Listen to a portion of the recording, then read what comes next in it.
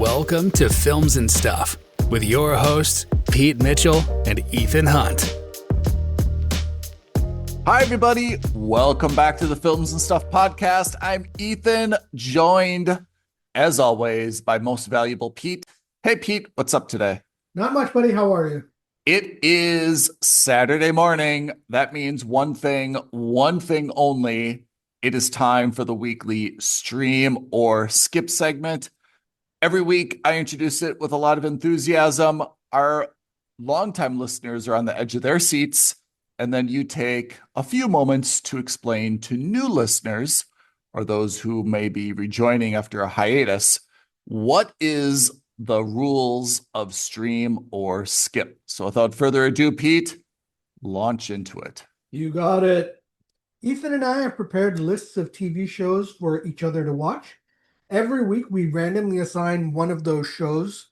We watch at least 2 episodes if it's a series, or 30 minutes if it's a feature-length program. And on that basis, we determine if that show is worthy of being streamed or skipped. That's right.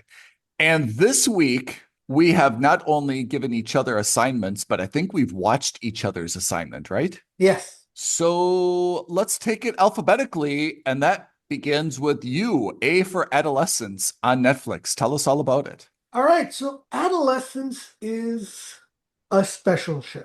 Let me start off by saying that it is unique. Like I've never seen a show like this before. It's only 4 episodes long. Yeah. And it's about, there's no easy way to say this. It's effectively about knife crime in the UK. Mm-hmm. Now, knife crime in the UK is kind of like, shooting violence in the US. It's a very pervasive topic. It's something that's constantly being brought up. Yeah. Yeah. It's a very sensitive topic. That's right. And people think, well, it's a knife. It's not a big deal. Obviously, guns are way more damaging, are way more divisive. But the point is that guns are banned in the UK, and so knives are the next alternative for violent offenders. Mm-hmm. What this show does is it shows knife crime from a different perspective. It doesn't show it from the victim side. It shows knife crime from the perpetrator's side and all the different elements that led up to this killing of a young girl. Mm-hmm. And it's about this 13-year-old boy who's still a student in school and by all rights is a good student, and why he resorts to stabbing a fellow classmate. Mm-hmm. It's really dark, it's really deep, and it's really slow, but in a good way, in the sense that it shows you perspectives that you might not normally have thought of. So like there's a lot of cyberbullying, there's a lot of talk about incels and about the manosphere and Andrew Tate and people like that, like these people who create this culture and how that affects young minds. I watched it as well. I have a little bit of a different take on it, but I think we both agree that it's exceptionally well done in terms of character development and the realism of the emotions from kind of like 360-degree perspective, right? My take on it was, for as short as it was, it really brought in a lot of different perspectives. And I'm not sure what the overall takeaway is, because it seems like it's kind of a commentary on society. Yeah. You're right. You could look at it from like the child. It's not a child. I mean, they're 13 years old, but you could look at it from their perspective and understand how complex and isolating and frustrating it is to be like a teen in kind of this type of culture where there is a lot of cyberbullying. Everything is very reputationally or optically tied to kind of your social media or your profile and things like that. And that has the impact of kind of magnifying everything in your life, which is you can't just live your life kind of individually outside of the spotlight, that if you don't have a spotlight, that kind of puts a spotlight on you in the sense that you don't have any social media. You're not posting anything. You're not seen to be doing anything interesting or unique. But to the extent that you do post things, then it opens you up for ridicule and bullying and, you know, other things. So I think one aspect, and this is a little bit of the low-hanging fruit, was kind of a modern commentary or a take on, you know, adolescence in the current society, like the current day and age. I think the second take on this was the complexity of a victim's family, right? So I mean, there's a lot of shows out there that talk about, you know, the victim. There's a lot of shows that talk about, you know, the perpetrator of a crime. There aren't so many shows that focus on the perpetrator or the alleged perpetrator's family. And I thought that was the most powerful element of the show, which was the kid who's accused of murder. And there's an element of, did he or didn't he? And I think that we're kind of meant to believe that he did. But I thought the more powerful part of this show was showing that young man's family, his father, his mother, his sister, how they cope in a small neighborhood, in a small town, in a small community, and how everything they do was kind of under a magnascope and scrutinized. And they had not only the grief to deal with, you know, their son who potentially would be locked away in prison for a long time. They had the grief in terms of, did we raise our son in the right way? Like, is this our fault? Are we culpable? Did we do something wrong? And then obviously the guilt of, you know, just being in a community and having, you know, the stares and the, you know, the innuendo and the insinuations and kind of the subtle allegations. So I thought the most powerful part of the show was showing the young man's family and how they had to cope with the potentially terrible thing that the son did, and, you know, all the allegations and the scrutiny that came to them with this unwanted attention. Yeah, absolutely. And look, ultimately, that's one of the reasons why. So the UK Parliament actually discussed this show and how effective it was at showing all the different sides of knife crime. So it's not just that this boy kills this girl. It's not just that this girl's family has to cope with the losing. It's also about the boy's family. It's also about the schoolmates and like everyone involved. You gave this a must subscribe. Oh, yeah. So I gave it a must subscribe for two reasons. One, first of all, it's in very terms well of done. subject matter, Yeah. very, very important. Yeah. And I'm not just saying that as, you know, a British guy living in the UK. I'm just saying in general, it doesn't need to be about knives. Knives are the weapon of choice here, but like you could substitute a knife for a gun, for a machete, for a pencil. It doesn't make a difference. The point is it's just an instrument. It's just an instrument. Exactly. So that's the first thing. The second thing is that, and you will have noticed this if you saw it, every episode is a oneer. Every episode is a one-shot take. No breaks. So there's only 4 episodes. It's 4 one-hour episodes. And that means that they had to do a 1 hour long take. I did not pick that up. That's a fantastic observation. It's the only show I've seen that's done this, and it's supposedly, so they filmed this each episode over the course of, I think, 10 days, or either 1 week or 10 days. Okay. And they did 2 shots a day. Wow. It's one of the most impressive technical and like production-wise feats I've ever seen. Wow. I didn't pick up on that at all. Yeah. And then the other thing is that, again, it's a very slow show. Like the opening scene is a police raid and the boy being arrested. Yeah. But it's not your quote unquote Hollywood style police raid. It's very slow. It's very quiet. It's very calm. They aren't like yelling and kicking the door down and like flash photography and like sharp camera angles. None of that. It's very methodical, and it's kind of like the anti-Michael Bay almost, if you look at it that Yeah. way. And I Yeah. think that also reflects how most police raids are. I think most people are just like, it's not the Hollywood version. It's a lot less exciting than you would expect. But at the same time, it's a lot more tense because it really feels genuine. Let's talk a little bit about the cast. The father is Yeah. Stephen Graham. Yeah, he's the only famous one that I or the one that I recognized. So Stephen Graham was in Guy Ritchie's Snatch, Yeah. but also I saw him last week on A Thousand Blows, Yeah. where he played the one of the lead characters. And I thought that he was an exceptionally deep and nuanced father in the show. Fantastic. And then the young man, teenager accused of murder, is Owen Cooper. And apparently this is his first role. First acting role. That's right. And he's like bonkers good, right? Yeah, he smashed it out of the park. Really good. I mean, just the nuance in terms of we see a little bit of his temper. I mean, I think that's kind of the nuance that he brought to this, which is sometimes he's just this real sweet, kind of innocent, playful kid.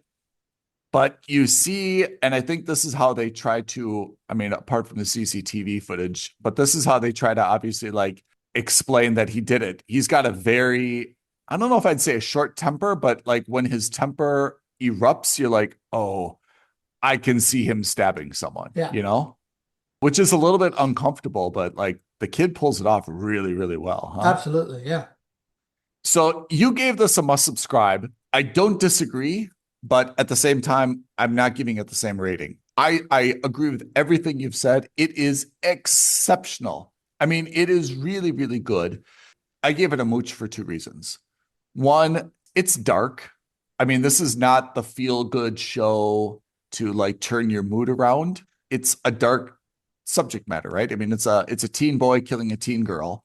And the second reason is that I guess I just felt that even though it's exceptionally well done from an artistic perspective, there wasn't really anything like interesting or mystery wise, or it wasn't like presumed innocent. There wasn't like a twist at the end or anything.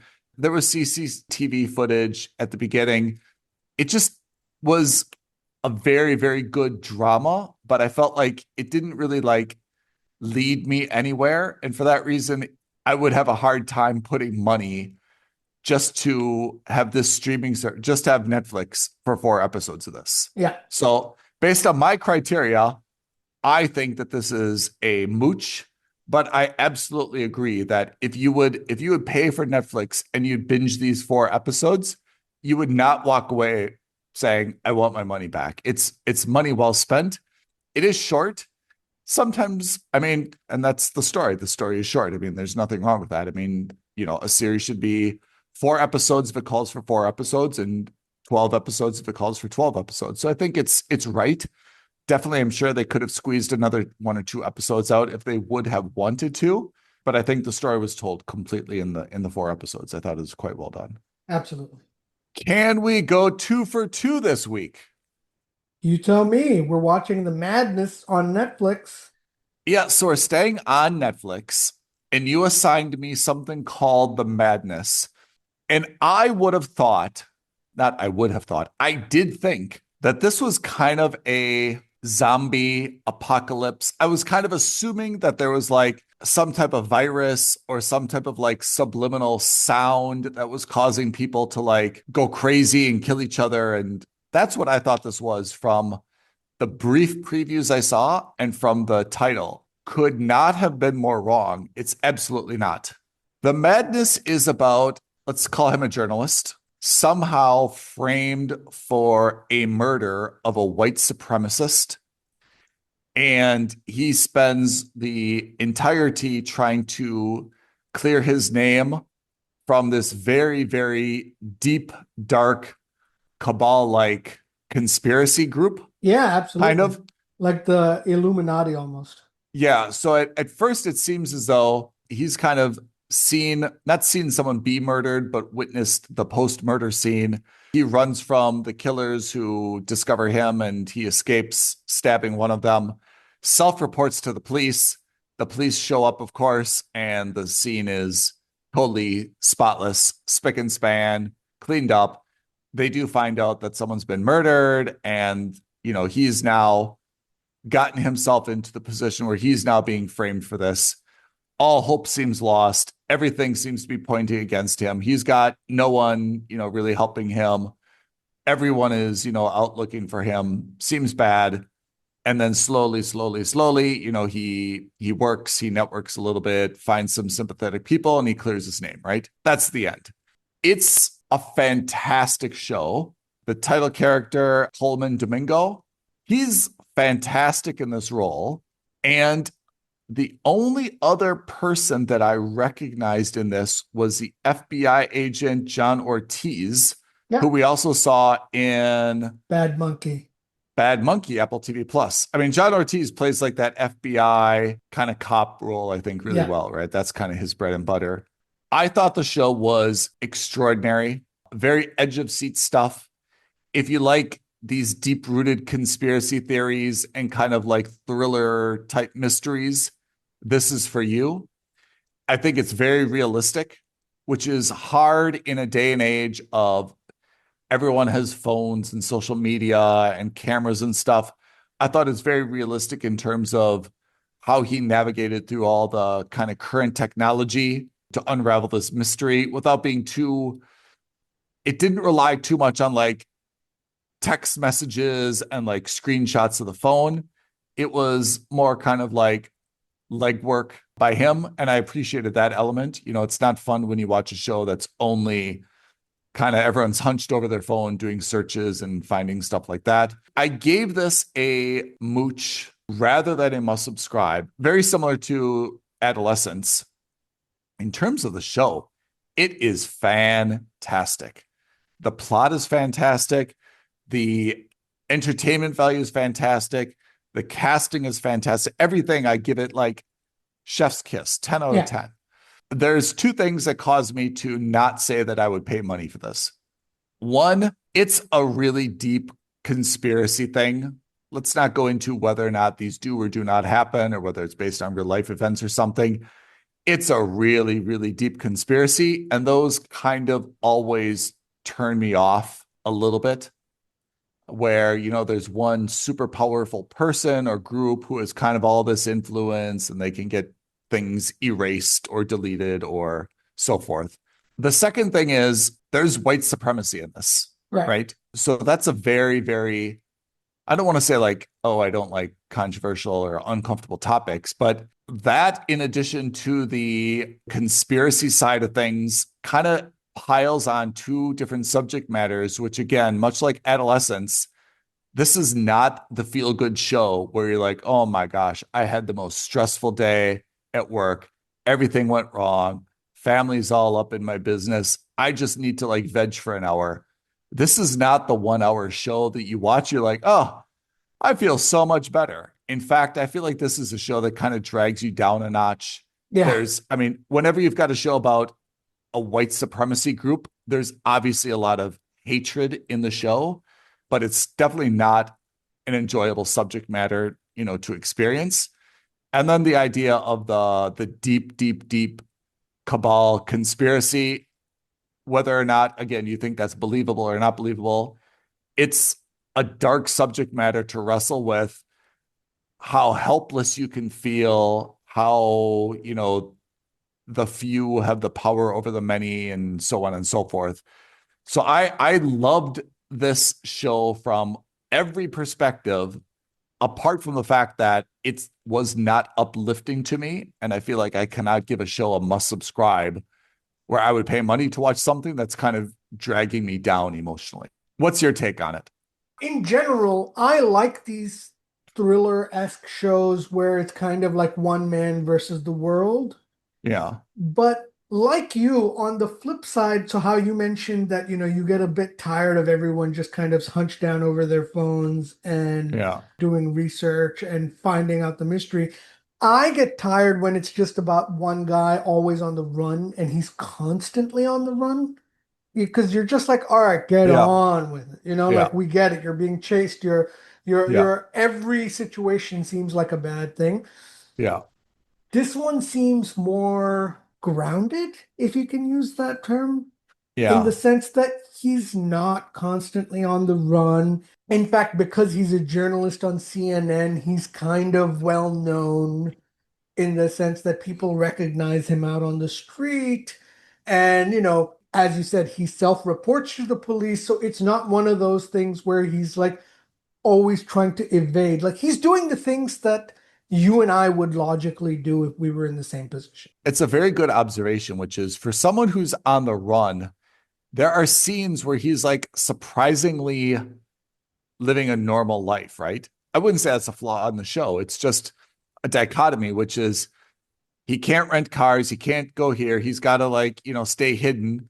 But then sometimes he's like just sitting in the backyard at a barbecue, chilling, having a beer, like no big deal. And I kind of got a sense of like, well, look, is your life in danger or not in danger? But I guess you can't always be at DEFCON 1. At some point, you naturally let your guard down. You're like, Yeah, look, exactly. I gotta take a shower. I gotta eat. Like, I cannot be like always hidden. You can't So always be sweating all the time. yeah. But I thought that the show itself, I really, really enjoyed it. I mean, and I told you, I think that's why you watched it and I watched yours, is I really, really enjoyed the show. But for me, it's hard to give it a must subscribe when the subject matter is just dark. And again, I wouldn't say it brought me down, like it made me depressed. It just tempers your mood, And for me, a show that's a must subscribe is a show. It doesn't have to be a comedy, but it's a show that if I had a tough day and I need to veg and I need to, get out of my funk, the show gets me out of my funk. It's not a show that's like, oh my gosh, this is making me even more depressed. The world Yeah, is yeah, yeah. the I world think is so bad, if I could, I think it's what you're saying is that there needs to be an element of it that seems a little fantastical or compelling. That's right. And this is a little too grounded Yeah. for that in the sense that, I mean, we've watched some dark stuff in our time, In not our just on day. Stream or Skip, but in Yeah. our day, right? Like we've seen Yeah. some shows about a murderer or a show Yeah. about a drug Yeah. dealer, all these kinds of shows.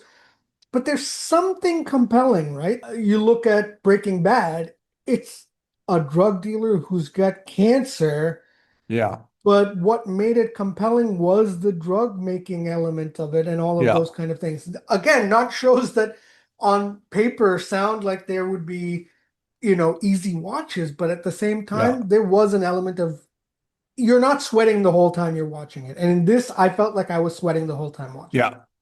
Totally agree. Okay, so I think we had a pretty good week, actually. I mean, those Yeah, are not bad. two great shows.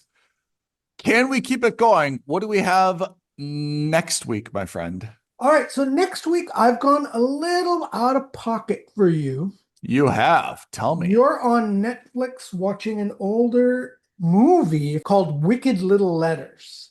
It's a 2023 British black comedy mystery film. Yeah, it's kind of like a murder mystery. So that's what I thought was that the element of dark comedy, which I know you're okay with, I am. and a murder mystery, which I definitely know you're with, I I thought am. that might be interesting.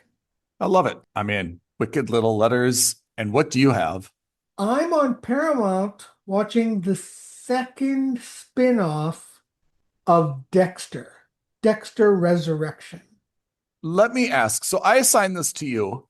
I have never gotten into Dexter. I know the Okay. premise. I've never gotten into it. I've watched 2 episodes of my life, maybe. Sure.